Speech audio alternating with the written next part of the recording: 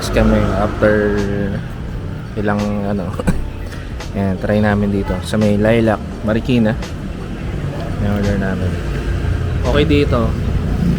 Mura din, tsaka masarap. Masarap siya actually. Ano masabi mo? Sarap. Gusto ko yung tapa. Oo, kasi ganyan gusto niya yung tapay. Ito yung tuyo. Yung tuyo, kung hindi siya... Hindi ma-sauce. Yung original na tapa, kasi alam ko ganyan original tapa yung talagang tuyo. Tapos daing.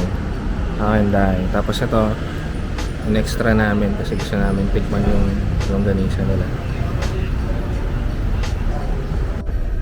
Hello! Hi! We're back. Breakfast kami kasi matagal na kaming hindi na lumalabas. So may na-discover kami rito sa Marikina, Lilac. Dito sa, ang pangalan nung kainan, Tobito. Tobi. May, ano ba yung rancho? Oo, tama. Yun o.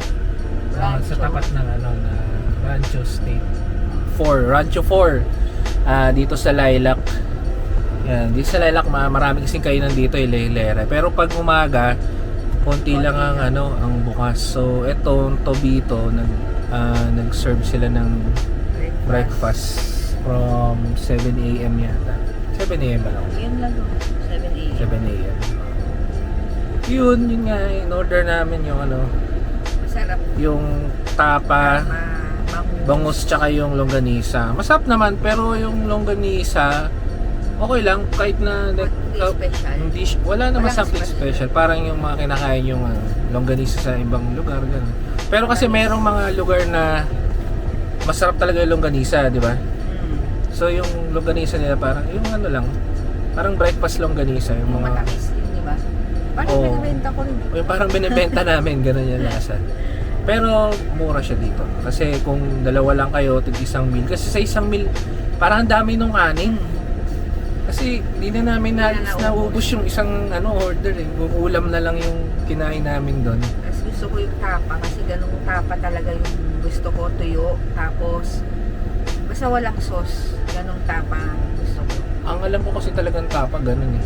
Kasi halos di ba yung mga nakakainan natin? Yung ang tawag doon, Tuyo. yung tapang tuyo, yung talagang binibilad. Oo nga. Eh kasi yung halos ng ibang kinakainan natin, di ba? Magbasa-basa. Ganun na kasi yung mga naging nila.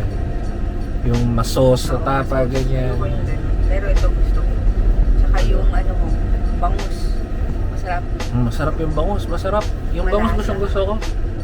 May lasang, yung asim, tapos yung may alat, basta ganun, masarap. So, ang nakain namin is yung coffee nila pala hindi kasama sa breakfast, so bibili ka ng coffee. So 60 yung coffee.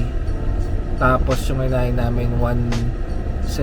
170, tapos sa akin 150.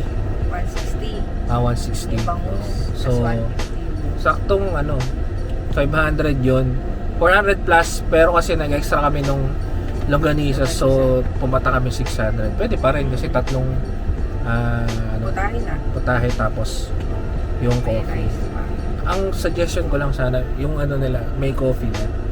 No, Kahit kasama yung na. lang yung regular brewed lang. Kasi yung kape nila ang ganda eh. Oo. Kaya yung talaga from the espresso machine. Kaya siguro kaya ganun yung ganun. espresso machine talaga yung coffee nila. Hindi yung parang coffee maker lang. Maker lang na, yung re-refill, yung may ganun, di ba? So kaya siguro 60 Masarap pesos. yun. Pwede na rin kasi freshly grind. Oo. Masarap.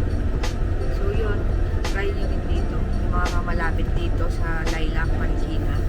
Try nyo sa breakfast. Pwede yung dalawin to, mga taga-Kainta, Lower Antipolo. Pag Upper Antipolo, medyo babiyahin na kayo. Pero okay lang din naman. Siyempre, may iba naman ang lugar na mapupuntahan. Dito sa Lilac, Marikina. Ayan, isang street to. Puro siya kakainan. Pero usually nagbubukas sila lunch.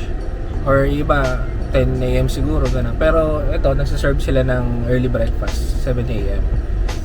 Yun nga. So, yun na nga.